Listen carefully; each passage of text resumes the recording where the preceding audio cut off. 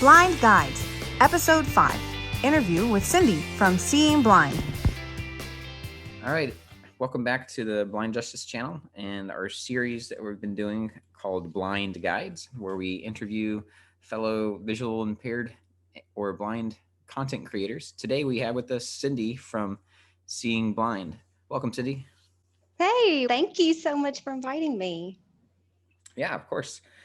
We found you through Blind to Billionaire, and thank you for responding to our comment and reaching out to us. And I'm glad we can discuss how you get through day-to-day life and overcome obstacles. I'm going to hand it off to Christina for the interview part. Hey. Awesome. Yeah, I'm really excited. I was looking at your channel earlier and all your like hacks and things, and you're a mom of toddlers and can't see. I'm like, oh, girl. So I'm looking forward to hearing what you have to share with us. Can you tell me just a little bit about your channel and what you're going on? Sure. What you have going on over there? Yeah. So my name is Cindy and my channel is Seeing Blind. I started it in the beginning of this year, 2020, because, I've always kind of been, I kind of dance to the beat of my own drum kind of thing. And so a lot of my blind life experience has been my own personal trial and error and just figuring things out as I go more than researching what works for everyone else approach and seeing what works for me. And I developed so much of my own way of doing things. And I have no idea if other people do it the same way I do or not. But when I became a parent, I realized, number one, there's not a whole lot of YouTube videos or, blogs or anything that I feel like are current that address parents with disabilities, specifically visual impairments. Yeah. And so I wanted to try to serve our community in that way. And two, I realized, as a mom of two, God, there's so much that I've learned. I want to try to share it in some way. I want to try to vlog it in some way or anything like that. And with two kids, I don't have the time to sit and like write it all down or anything like that. And so I was like, you know what, I'm just going to turn on the camera and just see what happens. And yeah, it's been a wonderful journey so far. The channel still continues to grow. I am in a major life transition though right now. So I have not been able to upload consistently like I want to and started off doing, because we're moving from Wyoming to Tennessee, and I'm from Kentucky, so that's where we're at right now while we're transitioning. But hopefully, once we get settled in our new home, I will get back to uploading consistently and answering a lot of those questions about blind life and specifically parenthood. And yeah, it's been a wonderful journey so far. Nice. Can you tell me a little bit about your vision and that progression, and were you born? Yeah. Or go ahead. Well, I started losing my vision around age 5, and I've got some videos on my channel that kind of talk about how that all started. But basically, I have Stargardt's disease, and it started at an extremely young age. I think a lot of blind YouTubers that are on right now that have Stargardt's disease, lost it in their teens, 20s, even 30s. And I started at age 5. So I have no memory of quote unquote good vision, I guess you could say. So I have no central vision, and I probably all through high school and college, I had around 20 over 400, but I lost a lot of vision during my pregnancies. So I think I'm probably close to like 20 over 6 or 20 over 800. I have not, it's on my bucket list to get my acuity checked again, but even that number is kind of vague. Once you lose so much sight, it's kind of, even that number doesn't really tell you a whole lot, but I don't see faces. I don't, I don't really see nearly what I used to. So I'm definitely on that cusp of having to adapt in a lot of new ways. I'm adjusting every year right now because I have hit a spike in sight loss again at this point in my life. So I'm still adjusting in a lot of ways as a new parent to a new level of sight loss. All right. Wow. So you have no central vision, so that nothing in the middle, just around the peripheral, and that, Right. and even Yeah. that's deteriorating. Is that what I'm hearing you? Yeah, so but Stargardt's disease is known for its blind spot, and it's like macular degeneration and a lot of other retinal um, disorders and dysfunctions and diseases, whatever you want to call it. Right. Where, yeah, if we try to use our center vision and look directly at anything, it just kind of disappears. And because we only have peripheral vision, what's on the sides, Mm-hmm. I have adapted in that my eyes will kind of jump around right, left, up, down, Mm-hmm. and in a way that is socially acceptable. Like it doesn't look like my muscles are spasming or anything like that. But I try to Yeah. do it in a graceful way. But by doing that, my brain is able to gain more, I guess, visual input on my surroundings and kind of builds the picture in my Okay. head, if that Right. makes sense. I think I So got you. I'm not paying attention to the blind spot so much, but it is definitely there if I try to look head on anything. So Okay. Yeah, it's so all I have is what's on the side. that's why I asked, because I was watching and you were looking straight ahead and everything. I thought that was pretty cool. Yeah. But Yeah, I that's figured there was. completely a fluke. That's me. I put one of my hacks. I'll share this real quick. One of my hacks for YouTube is Yeah. I will put like a bright little flashy thing on my phone Uh-huh. that helps my eyes orient and my brain to kind of understand where the camera is on my Mhm. phone. Mhm. And so I'll try to figure out, okay, where that is, and then try to move my eyes in to look directly where I think the camera is. Sure. And so I have no idea if I ever get it right or not, but it's a fluke when I do. It's just a guessing game. Yeah. You have an idea where it is. You put it Yeah. there. So cool. So Yeah. so you said from 5 years old, so you don't remember having quote clear or good vision. So did you learn Yeah. Braille then, as a You child, or did know, you pick that up along the way? that I think was one of the frustrations I had with medical doctors in the very, very beginning, because they knew once they, well, it took a long time for them to diagnose me, but once they Mm. figured out what the diagnosis was, they were like, oh, well, she'll never lose her vision completely, so she won't have to learn Braille. So, of Mm. course, when you put it that way, it's not a priority. Mhm. And I went to public school system all through my entire education experience. And Braille was one of those things where, like, well, why should I learn that if they're saying I don't have to? And why should I learn that when none of my peers have to learn that, as just going to a public school? Right. And why should I, it's kind of thing. And it's one of the things I do regret, because when they got to the point where, oh, well, you are losing more vision than we initially thought. So let's go ahead and try to teach you Braille. And they try to teach me, I'm a musician. So they try to Mhm. teach me like literacy Braille and music Braille at the same time, Oh gosh. which are, yeah, they're two totally different systems. And where like a E is it, the dot formation for, one letter is X for one pattern, and then you switch to the music form and it's like a different letter in a different, Oh my it's gosh. just so confusing. And so I looked at them and I was like, y'all are crazy. I can't do this right now. So it's something on my bucket list. I think it's never too late to learn. Yeah. And so I hope to revisit that at a point in my life where my kids are not so Sure. demanding. So Sure. it's something I want to do. Right. Yeah. So what kind of music do you do? Well, my college degree is in music therapy. Okay. And so I was a music therapist for just shy of 10 years. And then I quit my career job to well, we moved to South Korea for a year. And then I came back, picked it back up, and then quit again to become a mom. So Mhm. I am a vocalist and guitarist. Right. And I'm kind of jealous because I know a lot of other blind YouTubers, will sneak in a few of their musical talents on their channel here and there Yeah. just to kind of, you know, add a little variety. And I've Yeah. been tempted to do it, but yeah, Do it.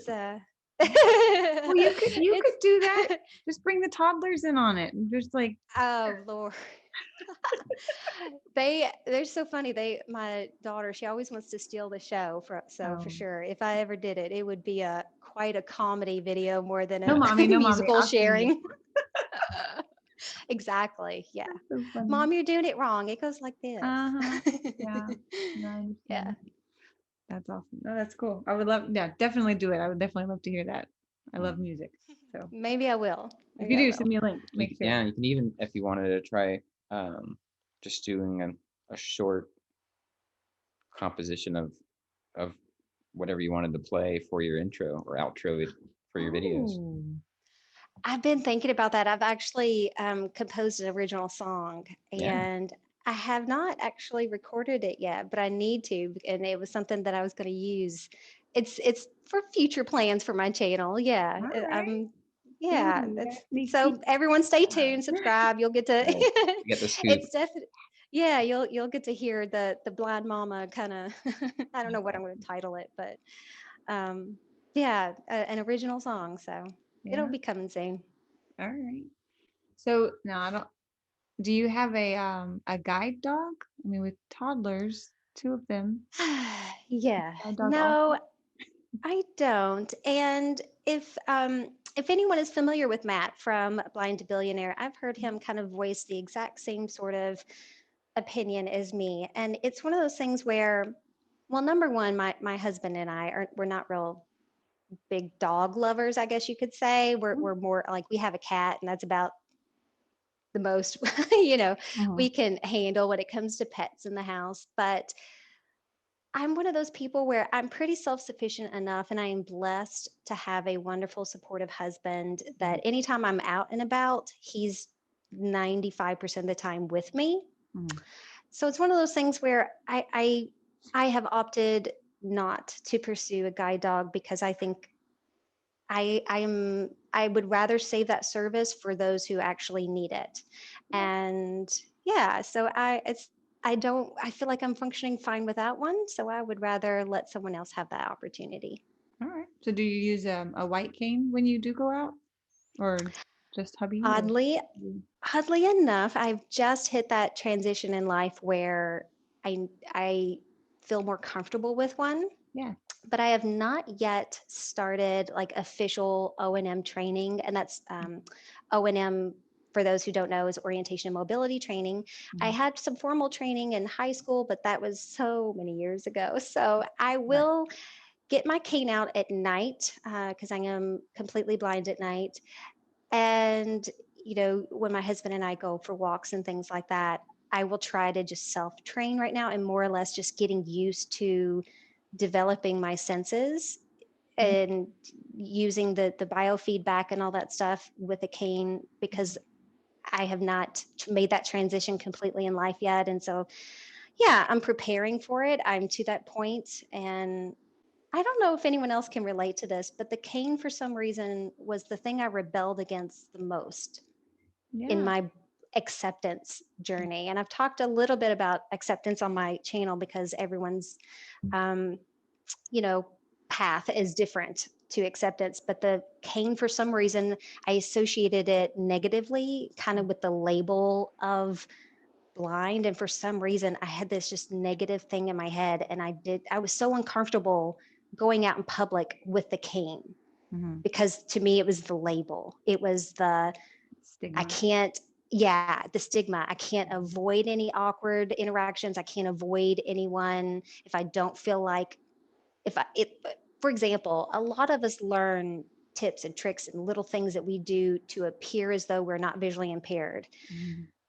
It's just one of those social, sometimes, things that we all do and adapt when we're right on that borderline of appearing like we don't have one, even though we do. And for a long time, it was one of those things where, okay, if I have this thing with me, then there's no doubt I can't avoid those situations or those, split second, I guess, interactions with people without them knowing. And sometimes I'm just now to the point in my life where, you know what, I don't care anymore. I am what I am. My vision is what it is, and I need this cane, and I'm going to whip it out now. And it's just a new level of acceptance that I've come to in my life. Whereas before, it was for some reason that one big hang up. It took me a long time to get over. I think that's very common, the acceptance part, especially with the cane. Yeah. Talking about it. Mm-hmm. Um, Right.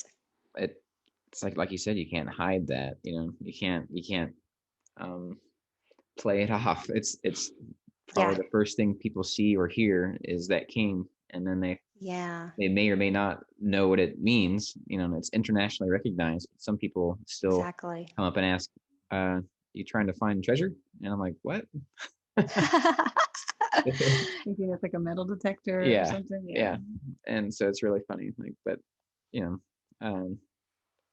I think it's super cute. My toddlers have even started picking up on me using it more. Mm-hmm. And so my 2-year-old son, he will sometimes, pick up a stick or something and start, tapping right and left. And it's so funny because I've seen in Facebook groups, people questioning like, well, should I correct a child when they do that? Or is that seen as offensive behavior? Should I, and I'm like, no, guys, they're modeling mommy. That's completely fine and cute. And I think it's cute.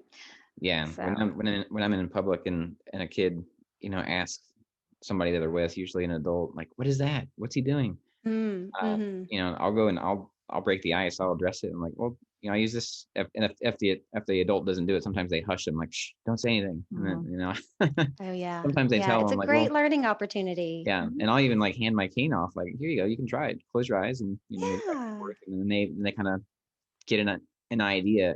It's pretty cool. Yeah. So. What kind of tip do you have on your cane? Have you It's a straight tip. It's a straight tip right now. It's a tap. And it's one of those things where when I do start my training in O&M, I am wanting to explore more tips because I have no experience with the rolling one.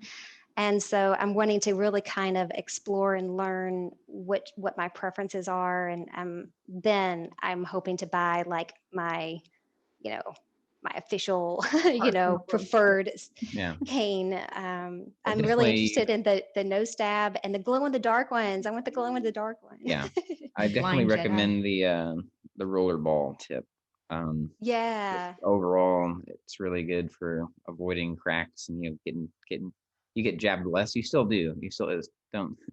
You'll still get jabbed, but you'll get jabbed less. It gets caught on less obstacles. But that jabbing thing, that's a whole nother thing to get used to. Yeah, I know better than to walk on the cane side. Because I think my husband's learning that too.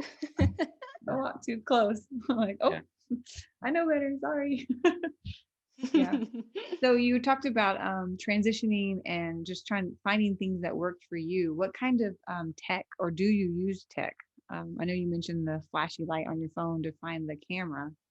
Like, for just getting around or day-to-day stuff. Like, what kind of assistive tech do you use? I think for me, my phone. I think Apple, iPhones were kind of the first one out of the gate as far as accessibility goes on iPhones.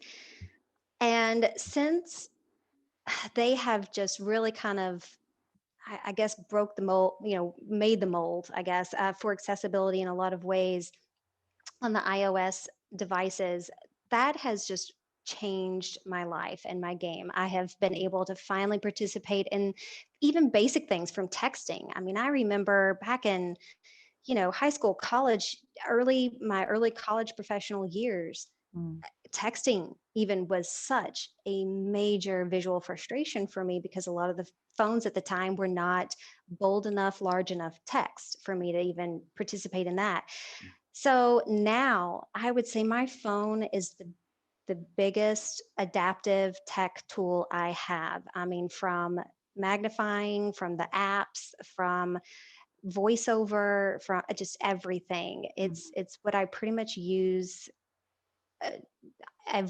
all the time for everything. So yeah, I mean, good Lord, if it weren't for for my phone and iPad, I would be lost. And I don't have a desktop. I don't have a computer. Okay. I'm only solely a mobile user and mobile YouTuber. So I do everything through my phone and iPad. All right. What kind of apps? Do you have any specific apps that are your favorites or that you use? Yeah, definitely Seeing AI.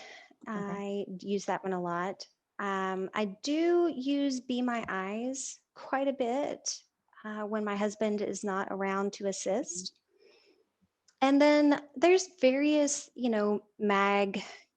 well, I say mag, but magnifying apps, things and like that. But oftentimes the camera on the phone is so darn good these days that I don't have the patience sometimes for like the focusing of some of the magnifying apps, and even Seeing AI, just like sitting there, like trying to hold it still, waiting for it to focus. Mm-hmm. That I lose my patience. So sometimes I will just open the camera, take a picture of it, and then like zoom in onto the picture because the camera auto focuses so much faster than a lot of these apps do. That's just, one like thing that I have done, when I just don't have the patience. I'd rather just take a picture of something. So when it comes to instructions, I'll get out the Seeing AI, but oftentimes I can't get it to read like down the column. It'll read across the whole box. So it's like it skips sentences and sections, and I don't know if I'm just using it incorrectly. No, Or that's how it works. It's not perfect. It's sometimes frustrating. Yeah. So I have just taken a picture of it, and I'll either send that picture to my husband and he'll tell me, or I'll send that picture to, some way, or I'll just magnify it myself, because the camera does have such better focusing on it. It's Yeah. usually a clear, crisp picture. I use that same technique. If there's something that voiceover doesn't read or Seeing AI doesn't help me with, I'll screenshot it if it's on the phone, or I'll take a picture of it and then text it over to her, and she'll transcribe it for me. Yep. Yeah. That happens. What about like note taking, maybe through school or even now? If you're in a situation where you need to take notes, how do you do that? So this is interesting because I haven't really heard of too many people just talk about the way this specific way I do this. So this is kind of one of my hacks, I guess. I use the voice. Oh, what's it called? Is it the voice stream or something? It's like the built-in app on iOS devices where you just basically take voice memos, and instead of like writing in the notes section, or handwriting, or doing any kind of braille noting or anything like that I hear a lot of other people do, I do voice memos all the time.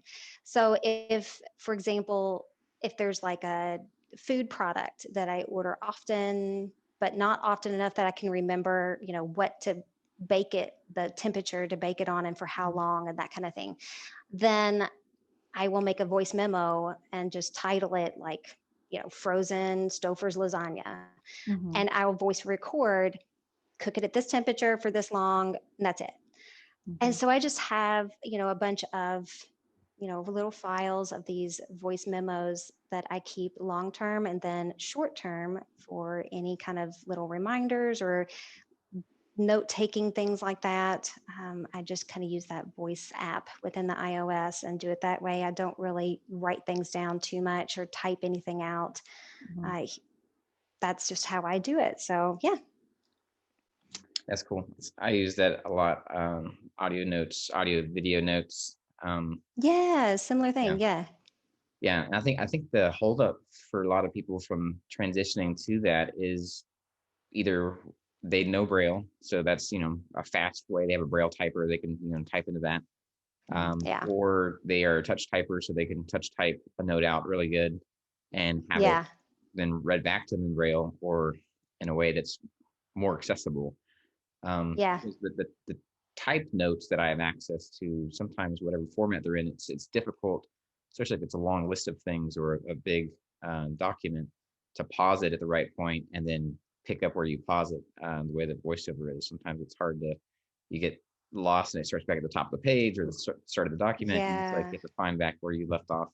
So I use the audio video notes, like primarily like my main source of note taking. And I think file management is probably another obstacle for people too. Like they probably think, well, man, that's a lot of, minutes of audio or video or hours, and you have to scan through like which one. But if, like you said, if you title it right, then it's sorry, that's loud. If you title it right, it's easier to find. And then you can even, some of the apps, you can speed up the note, so it's not playing back at 1 time, so you can speed it up to 2 times, 3 times speed, and listen to your own voice or whatever the conversation was at a faster speed, so you can skip through the note a little bit easier.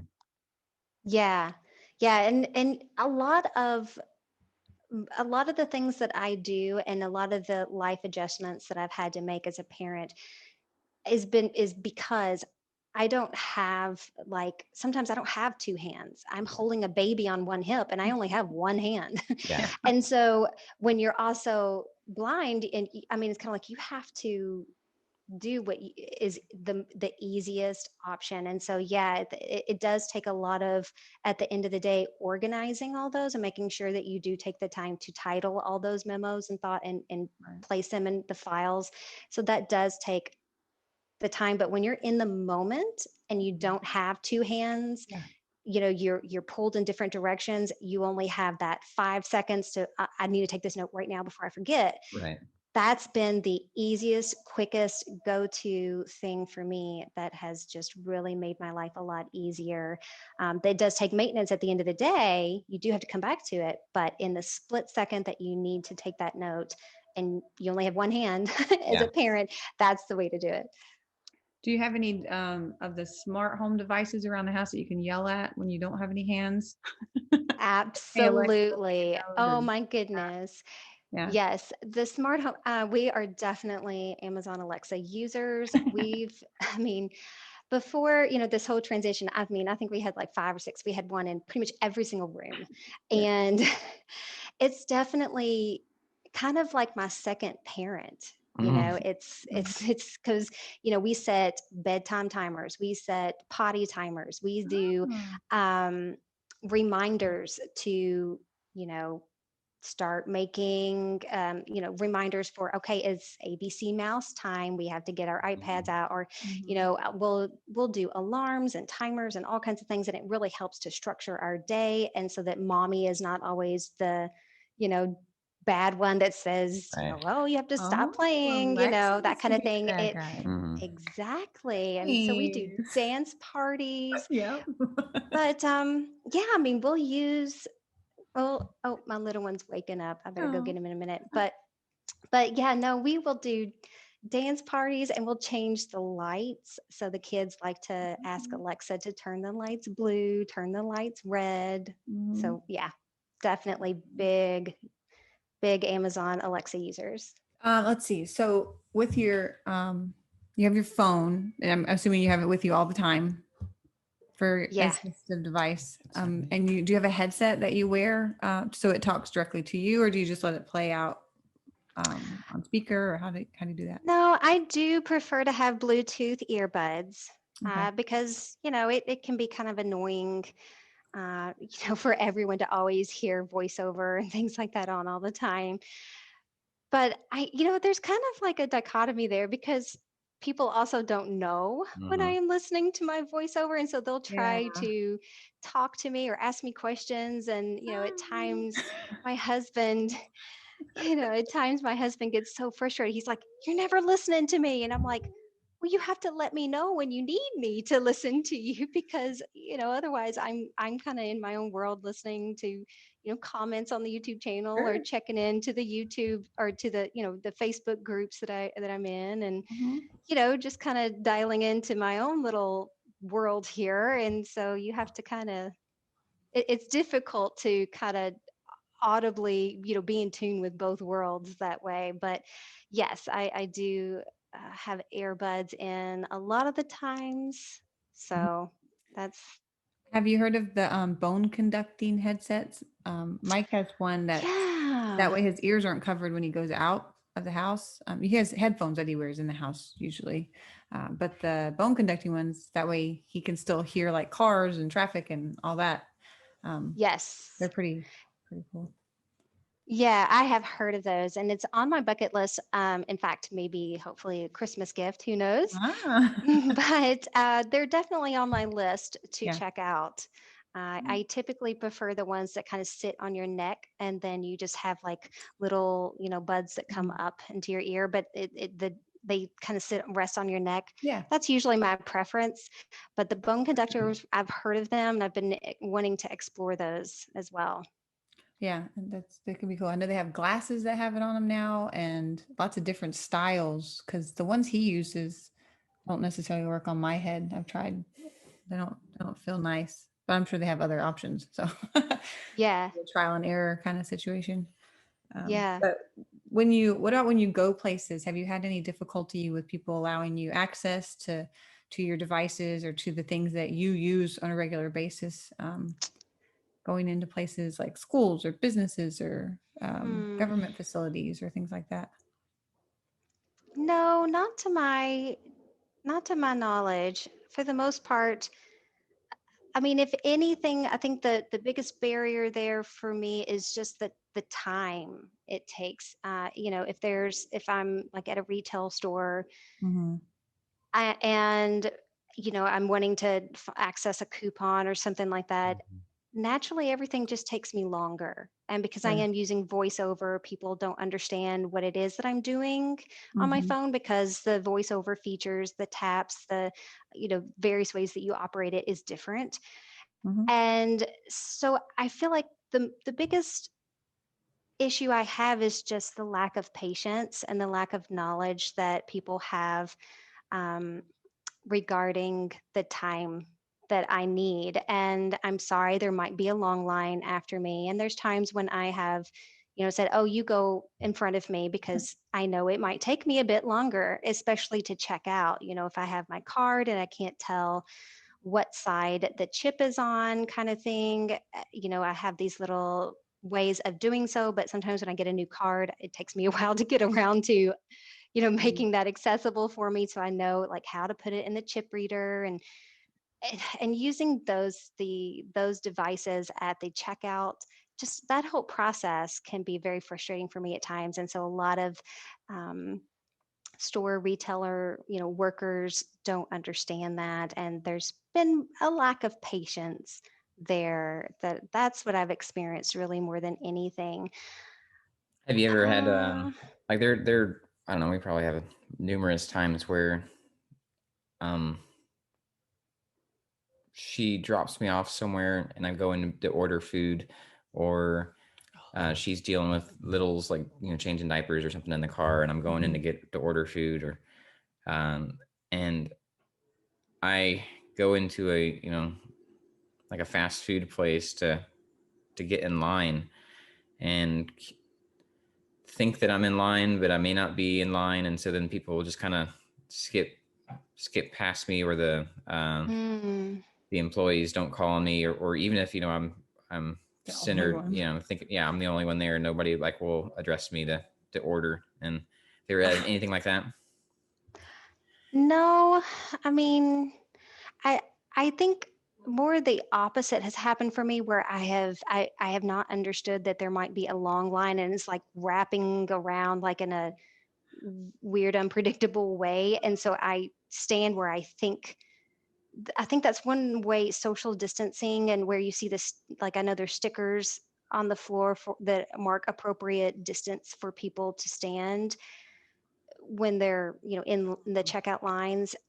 But sometimes it's difficult and for me to understand when people are in line and where the line ends versus people that are just standing, shopping around, looking at all the things they place like on the way to the checkout, if that makes sense. And so where a lot of times I will misread where the true end of the line is. And so I think people have kind of felt like I've cut in front of them, or that kind of thing. And so that's happened to me more than me kind of standing in the wrong place, just not understanding where the line is because of social distancing, that awkward space. I can't tell who's in line and who's not in line now.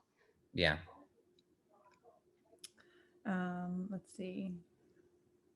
So what and I'm gonna add one more thing in here, guys. I don't know if anyone else has struggled with this, but because of COVID now, we see those plastic, like, I don't know if it's like plexiglass, but the clear like shields that they put.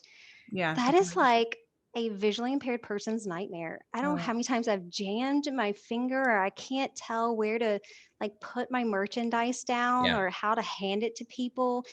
And it's like I can't tell where it starts and ends because they don't put any kind of visual contrasting border around them. So for me, that's one thing. I don't know if anyone has picked this baton up or not, but I will support it 100%. There needs to be some visual accessibility with those things because, like I say, I've ran into them. I have bumped my head into them.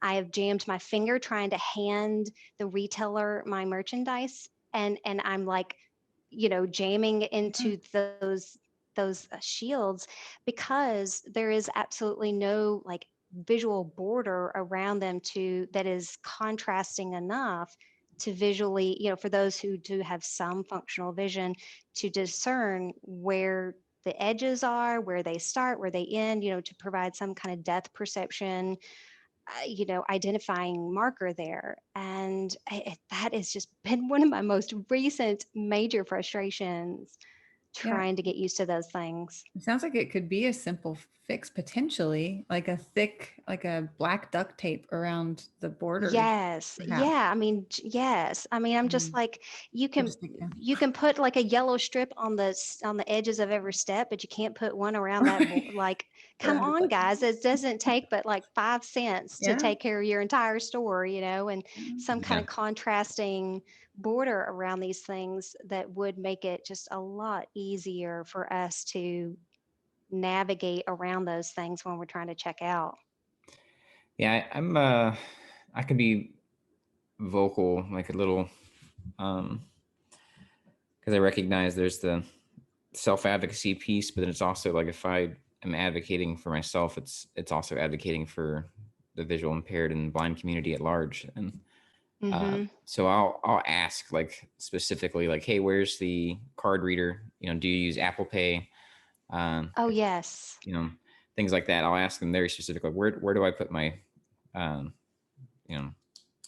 goods to check out, or like I'll just and if they don't understand the question, I'm like, well, I can't, I'll explain, I can't see, so I need you to tell me like where things are so that I don't break your stuff or hurt myself or something. And then they're like, oh, okay, then they understand, and they kind of talk me through it, even though they get their left and the right mixed up all the time.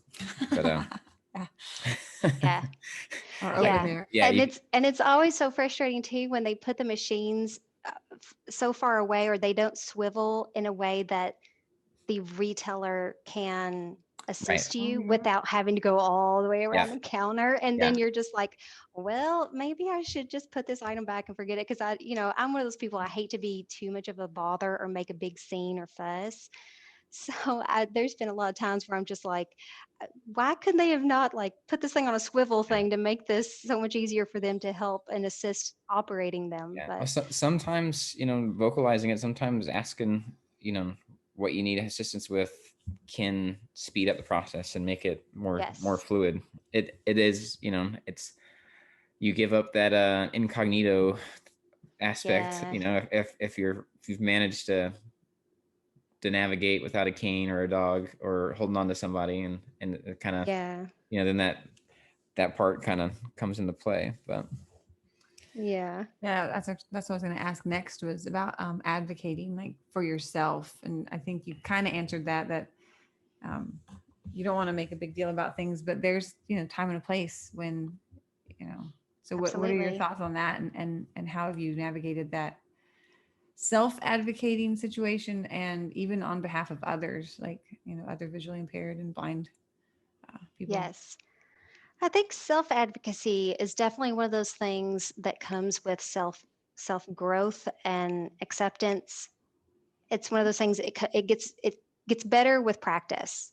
and you become more comfortable speaking up for yourself and your needs and others, the more you do it, kind of thing. And I think when people are just starting their sight loss journey, self advocacy is one of those things where it's just, you don't know what you don't know, kind of thing, and you don't know when to speak up. And so it's definitely an ever changing thing for all of us as we go through our sight loss journey.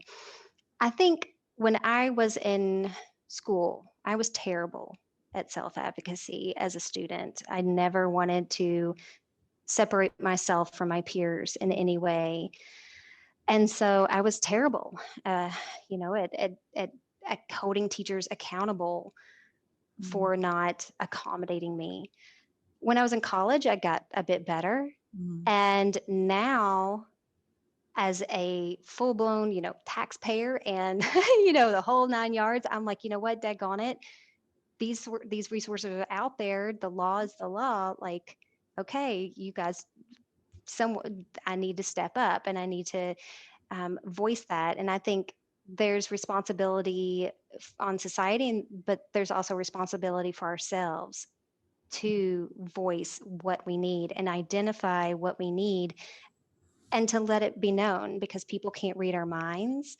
They can't always anticipate what our needs are. So it is up to us to make the effort to ask and to research, and or just say, hey, I don't know, but this is my problem, can you help me? And I think everyone has their own struggles with it, and I am finally to the point where now I have absolutely no problem. I think I still struggle. It's odd. I think the more interpersonal relationships are the ones I struggle still with the most. Yeah. So asking help from my husband, asking help from people that are extremely close to me that I tend to lean on and depend on the most are the ones I still struggle with the most, if that makes sense. If it's someone outside of my circle that's like, say a church member or a coworker, and I'm, if everyone's going to lunch, or, hey, is it okay if I join you in the car? Can I bum a ride? Or I don't have a problem with that so much. Sometimes the closer the person is to me, the more difficult it is. It's more hard to be humbling, and because I guess it's one of those things where I feel like I depend on them so much. I hate to depend on them for that much more. Right. If that makes sense. And so it's definitely a delicate line, and a kind of a balancing act every day of self-advocacy, and how much you ask, when you ask, who to ask. It's interesting. All It's that. interesting you said that. I was going to ask you about, you said you use Be My Eyes. 202. And do you use like FaceTime with your husband or a friend or other family member? Yeah. The same kind of use to have them look through your phone to help you find something, or if you drop something, or and if you do, which do you tend to use more? I don't usually FaceTime. I usually do just use FaceTime for most of the time. When I do that, it's I'm asking my husband, like, okay, is this spice or this spice, or is Right. is this the correct medicine for this child, or is this the older child's medicine, or it's usually for identification things, that sort of thing. We'll do FaceTime. Be My Eyes is one of those things where it's if my husband is unavailable, if he's working, he's a teacher, so if he's in class, that kind of thing, then I will do Be My Eyes. But Be My Eyes has also, I've had experiences where I have not received a person to help. It's one of those things where I'm waiting and waiting and waiting and waiting. And when you have kids, it's like, okay, this moment is past. If I can't get it done now, then I need to let it go and move on. So it's definitely a juggling act at times, trying to figure out what is the best option for that exact time. Yeah, I think like if there's a privacy concern for me, if there's something that I don't necessarily want some random person on Be My Eyes to look at, then I'll FaceTime a loved one or a close friend and be like, hey, help me out with this. But Be My Eyes is usually one of my go-tos. You know, if I'm by myself, just because there's so many, you know, there's millions of sighted people that you can get. But I have run into that same thing where it I think that's mainly connectivity. Like I had bad connection or something, I couldn't get the call. So then I would just revert back to calling a friend on FaceTime and say, hey, I need you to look through my camera and tell me where the thing is. Yeah. What about have we talked about Orcam or Ira? We talked about that. Okay. Oh, the wearable things. Yeah. Have you messed with those or heard of them or interested in them at all, I guess? It is definitely on my wish list. Yeah. A lot of that stuff has come out when I left the school system and graduated college. And so it's one of those things where I haven't really had access, if it makes sense. I definitely know of them. I've read or not read, but listened to and everything, all the reviews and things. I love Sam from The Blind Life. He's kind of my go-to tech guy that I will, research and look at all the reviews and things that he's done on those devices. And I just found out he and I actually currently live pretty close to each other right now. And he is actually hopefully one of these days going to introduce me to all this stuff. It's on our bucket list, wish list here coming up soon in the hopefully next 6 months or so. With COVID, the way all that stuff, it's kind of family safety first. So I've not actually tried any of those devices personally. It's one of those things where I'm just not at the perfect time in life. With two toddlers, I would be so scared one of my kids would get a hold of those very expensive devices and I wouldn't have it anymore. Right. So, there's a time and a place in life, and I am aware of them. I'm very, very interested, and hopefully I'll get to experience those in the future. Yeah. Say hi, Cindy. Say hi, Miss Cindy. Our toddlers woke up. Yay. Hi. Mine just went back to sleep in my arms. That. He's so sweet. So I had a blind parent question for you. Oh, yes. I love those. Specifically with like littles, how do you clean a poopy diaper? How do you take care of that? Oh my goodness. Yeah. It's funny. One of my very first YouTube videos was on how I clean and change a diaper. Yeah. And it's so funny. I really wish I was more verbal and descriptive, looking back on that video now, because there are, a lot more verbal instructions I could have given along the way. But it's one of those things where I always tell everyone, when in doubt, use an extra wipe and don't be afraid to use your hands, because you can feel the texture of their skin and you can tell when there's extra residue left on their skin. And unfortunately, it's one of those just dirty jobs. You got to get your hands dirty, and it just is what it is. But it gets better with practice, just like with anything. So I know a lot of people are very intimidated and don't understand how blind parents change diapers, but it really is one of those things you do by feel, and it gets easier and better with practice. All right. You got any other? I do. Hold on. I'm sorry, May. Now you mentioned like the focus of your channel is to help with the vision impaired and blind parents with different tips and tricks that you're learning along the way. I think there is a group, I don't know if they do a podcast or not, for blind parents. I have to go back and find a note that I have and send it to you, whatever I find. So yeah, I've heard there are a lot of great podcasts, especially in the blind visually impaired community. I think there's probably more podcasters than there are YouTubers. Unfortunately, podcasts is I have not explored that world as much as I want to and as much as I wish. I could. I'm kind of limited on my time, so I try to put it mostly on YouTubing stuff right now. But I have heard a lot of podcasts that, and some are specifically for blind parents. So it's something I'm definitely wanting to research and definitely get involved in myself. What about fellow like community? So I know you're in transition now, so this may not actually be a good question, but do you spend a lot of time with fellow like other visually impaired blind people? Are you part of any organizations that like can it help you getting access to tech, or maybe do you know of one where you're moving to? Yeah, that's, it's a great question. So I have actually lived all over the world. Not all over the world, but I lived in South Korea and 3 or 4 states. And I've lived in big cities, and I'm recently in Wyoming. I moved from a very small rural town, and we've been there the past 5 years. And I was, as far as I know, the only visually impaired parent and youngish person that was not a senior citizen in that entire county. So, here recently, the only contact I have with Blind VIP Life is through social media and is on the, blind YouTuber kind of platform. So I am looking forward to moving though, because, we're moving to one of the largest, not the largest, but one of the larger cities in Tennessee.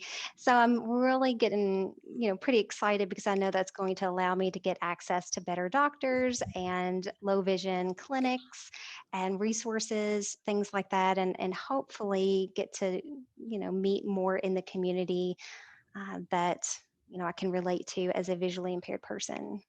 Yeah. Cool. Right on. Yeah. We could talk about life skills. I know we're coming up on 45 minutes. So, I mean, I know you have a lot of stuff on your channel. Maybe you can send me a link if you have anything specific to like working in the kitchen. Oh yes, I have some kitchen videos. I thought I saw some when I was scrolling. So yeah, because I can link that in the description. Sure. I'll let you explain those on your channel.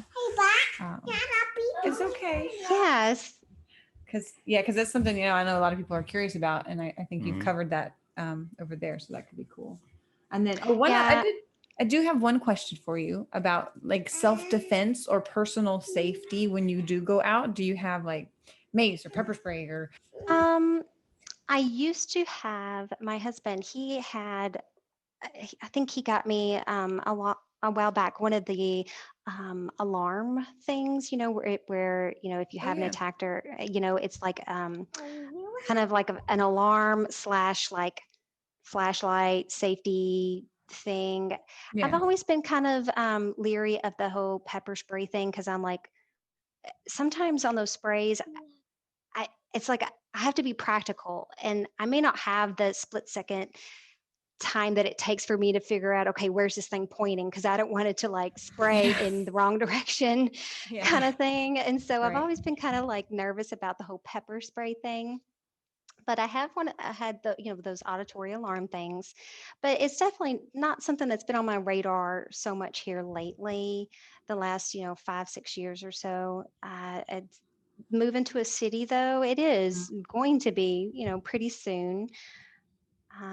But I think, introducing the cane into my life, I always have to chuckle at everyone who's like, well, I'll just, cane becomes a weapon at that time. I can whack somebody with that if I need to. Yeah, that's another reason I wear camera all the time. I'm out and about is just for. I've heard you mention that in one of your videos, and that was such an intriguing idea for me. I thought that was brilliant. Yeah, I mean, even if I'm not the victim, if there's something going on across the street or nearby in the parking lot or in the store I'm in, and I'm like, well, that doesn't sound right. I could be a witness. Right. I can be in some ways I can hear what's going on, but if I can just click on my body camera, then there's the visual component too that, I could like, well, here you go. Here's what happened. And, that's, and I mean, and two, just for your own memory to know, where you're going and what turns you're taking, just for your own, self-awareness. I think that was such a brilliant idea that I'm like, oh my goodness, I need to go get myself. Are they called GoPros? Yeah, that's the one I use. Is that what you use? There's all kinds of ones out on the market now, different degrees of video quality and battery life and all kinds of stuff. So there's Yeah. The technology today is amazing. And It is. yeah, that I use the body worn camera like as my main note taker. If I'm out and about and I want to remember what this was or what this route, or if it's a product or something, I could just hold it out in front of the camera and then click it on and like rotate the product around. Or it's just there's so many aspects of how that's useful to somebody with visual impairment. Even though I can't go back and watch it later, she can, and she can explain exactly what happened and make me aware of the better route is across the street, where I'm not getting hit with branches. There's a sidewalk, or all the different, so many applications to it. Yeah, and it's hands-free, so you don't have to hold it like with your phone. You'd have to, and I'm sure as a mom, you appreciate hands-free, like we talked about earlier. Yes, ma'am. It'll clip on and do its job without being touched. That's great. Yeah. I'm definitely gonna look into that myself. Right on. Yeah, there's lots of different kinds. I have one that's it's like 10 hours worth of recording, so I don't even have to think about it, except for I have to remember to charge it and clean it off. But that's just my personal little camera. Is there anything else that you want to share, or any questions you have for us? I have a question for you guys. So, I think a lot of couples in our situation where one spouse is visually impaired and the other is sighted, there is that constant, kind of like pull and give, juggling, of dependency and things like that. So, Christine, I've got a question for you. When you talking about the GoPro and the video and everything like that, that takes, quite a bit of time on your part to provide that assistance and feedback for him. Is that something that you guys have, just a built-in, an understanding of, and you've set aside that time specifically for that assistance? Or is there, moments where you're like frustrated, it's just one more extra thing that you have to make time for in your, schedule, that kind of thing? Like that whole give and take of, I guess, of assistance kind of thing. Because I think there's times when I try so hard to honor and respect my husband's time, because he's a doctoral student, he's working full time, he's a professor, and he's a dad. The last thing sometimes at the end of the day he wants me to do is ask him for something. So how do you all juggle that and respect each other in that way? I think let's see. I think the most important thing is for me to always be honest. And if he's like, hey, can you look over this for me? And if I can't, then I need to tell him. Like, but as far as scheduling, you're giving me too much credit. I'm still trying to learn my schedules and schedule my day to make it more productive and more beneficial for all of us, because that's something I have really struggled with a lot, is balancing things, because I'll be quick to stop he'll be like, hey, will you do this? And I'll quick to stop the thing I'm in the middle of and just do it, instead of being like, give me 5 minutes, which would be much more productive for all of us. Yeah, I don't think that's as much honesty as it is openness. Like, being open to share, like, well, actually I'm in the middle of something. Can it wait, an hour or whatever? Yeah. Right. Yeah. And for me, that's the same thing where, I don't have to ask, like you're saying, I don't have to ask her to fill that need if there's somebody else available, and being able to prioritize. Like, some of the things that I bring home, some of the videos that I bring home are pretty horrible treatment and need immediate response. And so I'm like, hey, I need you to look at this, and we need to figure out, who it was that attacked me, and we need to, get this addressed as soon as possible. Some of them can wait, and I understand that, because I do activism, and that puts me in a unique position as somebody with a visual impairment. But I think prioritizing is still, across the board. Like, if it's something that can wait, if it's a bill, needs to get paid, that day or something, then that may take priority, and say, hey, I need this to get done. This is on a timetable. Can you help me out with this? But other than that, like, just, being respectful of each other's time and efforts and what they have going on, and being open about it. Like, well, I have a video I need to review. It's not really too important, but I do need to get some specifics out of it. If you would help me at some point, when can you do that? And then having her tell me when she's available, and we can go, sit down together and work it out. But yeah. I think the thing I struggle with the most is the priority of things, because for me at the time, something might be really important and I would like to know this like right now, or I need this right now.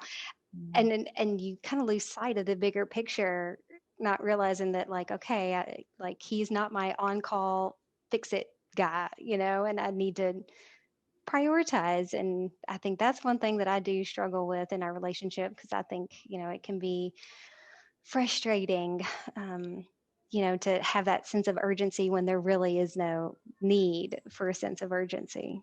Yeah. And I understand that too. I understand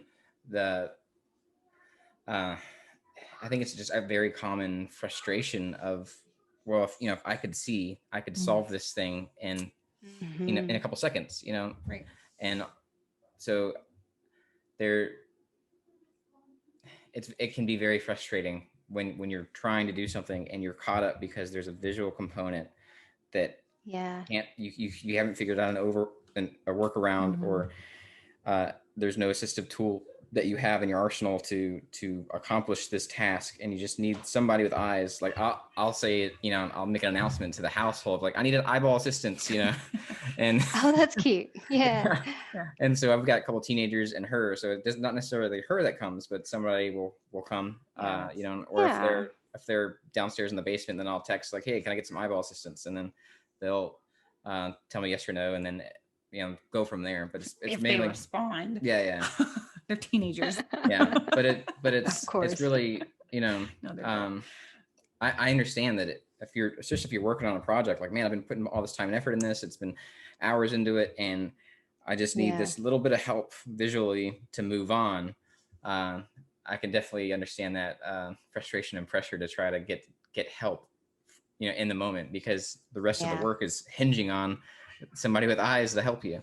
So I definitely get that part of it, and understand that, the helper has priorities and has a workload and is doing stuff that, they're busy with too. And there's just, it's just a balancing act. I think the openness is probably the best advice we can give, is say, hey, this is what I have. There's no deadline on it, but I've been working on it for hours. I just need a couple minutes for you to look at it, and then when can you do that?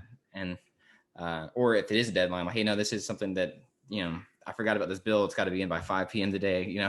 Can you help me do it, or whatever? So they know they have more information to respond with, and they're more, I think they have more incentive to set aside what they're doing, unless there has a priority that's, greater. So. Yeah.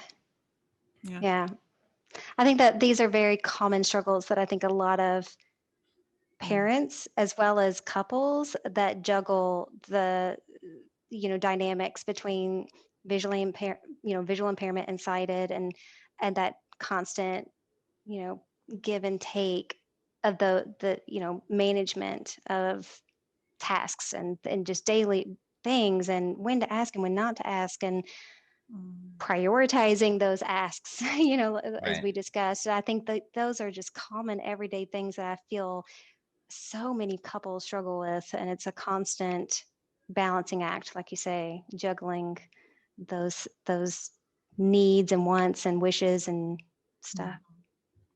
Yeah. So. Well, I have a list of assistive devices and different, I think some maybe services or channels or different things that I've compiled. So I can shoot you that if you're interested in an email. And sure, yeah. And you can take your time going through it. I think I have links to most of the things, so that you can get more information from the, if it's a product or the developer or the app, whatever you can get the information from the source.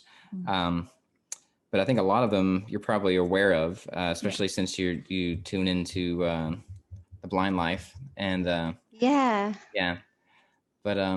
what else? Yeah. I think we're good. Let's get some. I think we're good. We covered I probably have more questions, but I think I can chat. We could do a part 2.